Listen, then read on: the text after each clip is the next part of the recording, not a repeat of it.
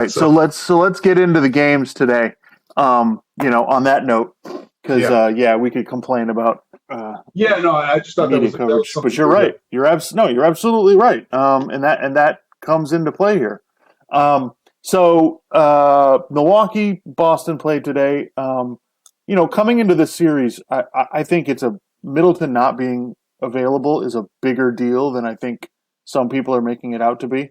I like, I think, so my sense of it was, I, I kind of like Boston to win the series. It might go 7 games if Yes, Middleton's at. I started off the series and I was like, even though I could see Boston winning it, I'm going Bucks in 6. Even without Middleton, I just feel like over the course of the series, the Bucks are going to wear on them, and the Celtics don't have enough defensively. I think they'll be fine, and they'll do that to keep themselves close for the most part. But I just over time, they're going to get worn down. Yeah, and I think, to me, if Middleton's playing, I'm taking the Bucks all day, and I don't think Celtics have any chance to Yeah. win the series if Middleton plays. And Milwaukee might be able to, like you said, they might be able to win the series anyway. But I think Boston has a decent shot if Middleton's out. And so that's what. So yeah. So coming to the series, and then I'm watching the game today, and my first thought was, okay, is Boston going to play 2 big guys again, like they did against Brooklyn? Are they going to play Horford and Robert Williams, or are they going to put 2 bigs out there together? Because when you do that against Milwaukee, you're playing right into what Milwaukee wants to do. Yeah. Milwaukee loves to play big. They're one of the best big teams in the NBA. So when I saw that, I'm like, okay, so they're going to be able to play Brook Lopez and Portis and Giannis at the same time. I went, okay, that's a problem. Like, I don't care how good your defense is. Milwaukee's going to have advantages on the backboard, and they did today. You saw how many second chance points and how physical they were. Well, Milwaukee, just their length, like against Phoenix last year, it wears you out. Yep. And I'm not saying that the Bucks are some dominant team. I don't consider them that, but they have stuff where they can just, over the course of the longer series goes, the more they just wear on you, and it's really difficult. And, you want to talk about continuity. Milwaukee knows exactly what they're doing on defense. They were leaving Horford and Pritchard and every guy they wanted to take a 3 wide open. Yep. And okay, Horford made some in the beginning of the game. But so that was my initial thought, was like, Milwaukee's playing this game much smarter. Like they know who they want to shoot the ball, and they're just going to leave them open. And Milwaukee does that. They do give up some threes, but if you give them up to the right people, this is what comes down. This is what happens in the playoffs. You got to have the right people taking the shots. And for Boston, they only have 3 guys, not even 3 guys, that I really want shooting the ball. Like Marcus Smart sometimes. Who? Brown and Tatum. That's it. Those are the only guys. Is there a third guy that you sort of trust? No. I mean, Marcus Smart will get hot in a game or 2, but I don't want him taking the shot with the game on the line. That's why I didn't understand these people going, getting all nuts about Boston. I'm like, look, maybe their defense is pretty good. I think their defense is good. I think they have good tendencies. They communicate well. They're intense. Like Jason Tatum, I'm not really surprised that Jason Tatum can be a good defender because he's got the athleticism to do it, and he just brings the effort and the attention to detail. Then he's going to be good, and that's fine. That'll kind of keep him close. But I'm just like, now again, sometimes Milwaukee, I don't necessarily know that Milwaukee can blow people away all the time. Sometimes they can, but so that's part of the reason Boston can stay close. But I'm just like, who do you got that's going to change that's just going to change things on offense? Like that's going to break down the defense. Like I just don't. Now again, I think Boston will play better the next game. Milwaukee, they won one of the games in Boston, so now it's kind of like, okay, and Milwaukee, it's not like they're really, really consistent, necessarily. So, so I just kind of think Boston's going to get worn down, and I still think it'll go 6, but I don't see it. I don't see where I didn't understand when like people were talking about this. I'm like, where's the offense? Like in the playoffs, you need like guys that are like, can create their own shot and are like dynamic scorers. And they don't really, I mean, Tatum does that, and Brown will have his games sometimes, but that's kind of it. Like that's not, to me, that's not really enough. I mean, the Bucks have Giannis. Okay. And Giannis, he was good today. He'll probably be better in a few other games during the series. Like, Well, and the thing with Giannis that's scary is he had a triple-double today, and he had 12 assists. I mean, when Yeah, he's he's become a good passer. He made some nice passes. He's a better playmaker than anybody Boston has, and that's what you need when you don't have like a whole 2-3 dominant offensive players. You need a guy who's making plays to get guys easy shots, and they don't really have.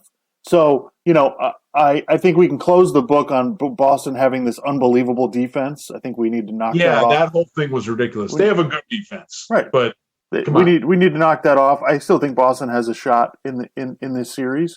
But Tatum's going to have to be much. I mean, Tatum and Brown will be better. They weren't very good today. Yeah, but I think Tatum has to be a better playmaker.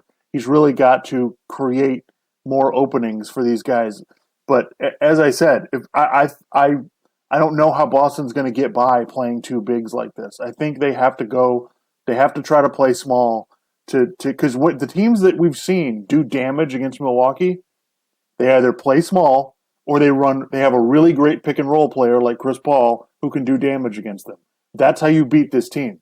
I don't think you got to break them down and you got to create like Boston was not in the second half. They were not creating easy looks. Right. I mean, they were getting some open shots, but that's what the Bucks wanted them to get.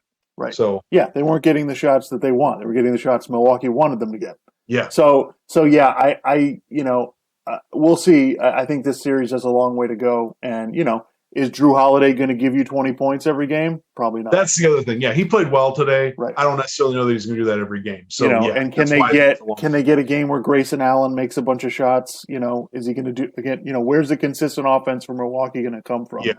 But like I said, Milwaukee's got that great playmaker that creates all of these other things. And Giannis was spectacular today. Like, he'll probably have more points in some of these other games, but yeah, he's got the whole package.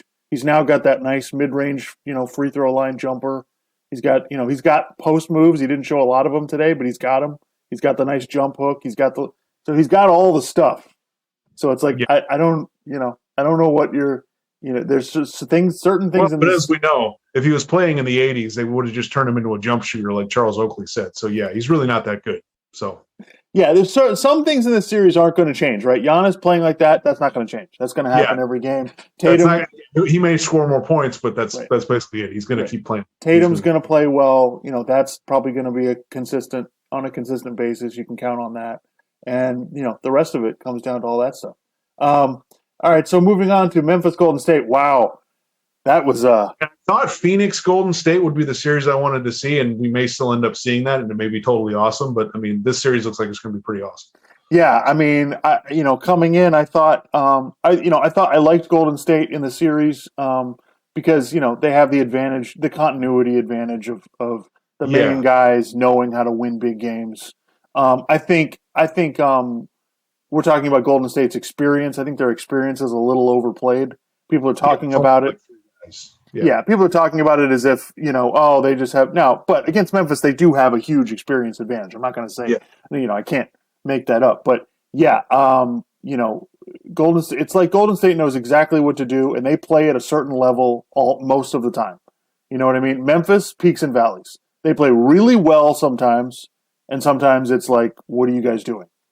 Yeah. And so that's, they're behind a bunch against Minnesota. Right. So Right. That's what happens with young teams. Now, to their credit, they fight like hell. They play really hard. They're in it. They're going to be in every game. But this came down to execution at the highest level.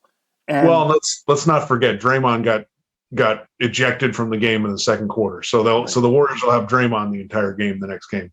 That said, I still think it's a long series. I mean, Golden State got the win in Memphis, so they got the split that they needed. Yeah. So if you're a Memphis fan, I'm concerned because look, Curry and Thompson were in foul trouble at numerous times during the game. Draymond Green got ejected. You got 30 points from Morant and 30 points from Jaren Jackson, who, by the way, this was a coming out party for Jaren Jackson. That guy, my goodness, like that's the future of the NBA right there. 7-footer who can guard everybody and make threes. Yeah. Why am I getting a time limit on this?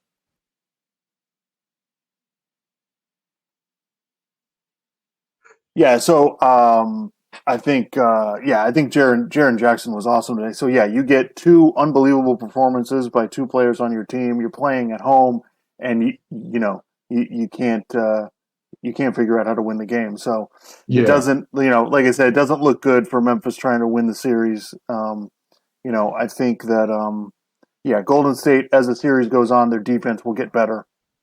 I don't know that Memphis's defense will get a whole lot better. Yeah. Because. Oh, and by the way, to the people who've been touting the narrative that Steph Curry's a terrible defender, he's not a terrible defender.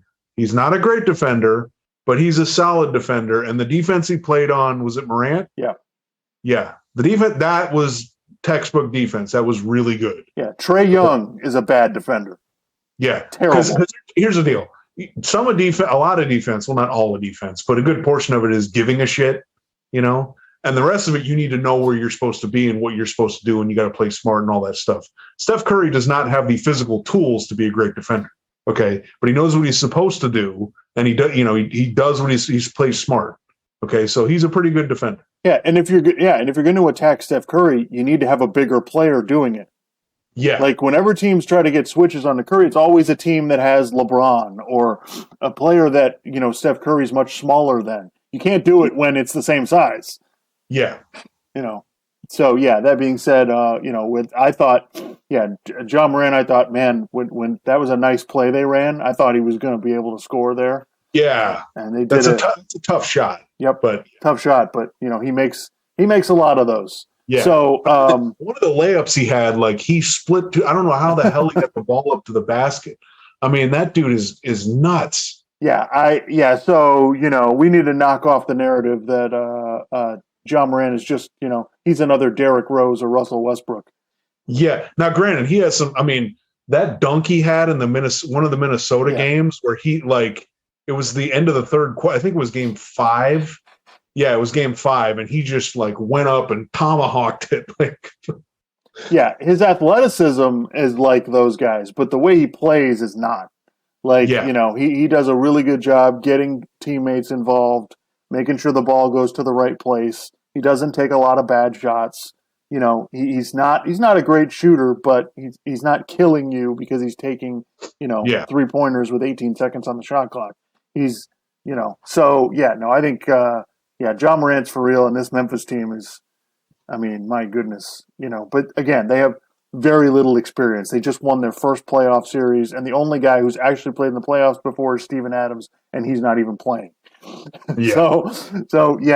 I like the Warriors in 6. I think Memphis gives them a hard time just because they're a tough team to play. Yeah. But so moving on to the other thing, just as a side note, I wanted to say I texted you this the other day that somebody I forget on which podcast it was on said the Minnesota-Memphis series is like both teams just took a bunch of bath salts before they went out to play. Because it's insane. Okay, the whole thing was insane. It made me so upset because I'm watching it. It's the only series that I was yelling at the television about just because of how insane. What are you doing? Minnesota just did some really stupid crap. Minnesota more than Memphis, but Memphis was still got out of control all the time and just couldn't, just maintain their composure. It was like, guys, just chill. They couldn't sit still, those guys. But anyway, so that leads me into, watching Karl Anthony Towns in this series. That's one of the things that frustrated and angered me more than anything I've seen in this playoffs, for sure. 9 minutes to go. I hit a 3. Yeah. They blew 2 20-point leads. They had a 10-point lead in the fourth quarter of 4 of the 6 games. Okay. Yeah. Meanwhile, the Karl Anthony Towns hits 1 3-pointer and he's acting like he's the best thing ever and talking all kinds of shit. And meanwhile, they go on to lose. It's like, dude, just when you're giving a grade to a season, it has to be about not just what your expectations were, but also what you're actually capable of.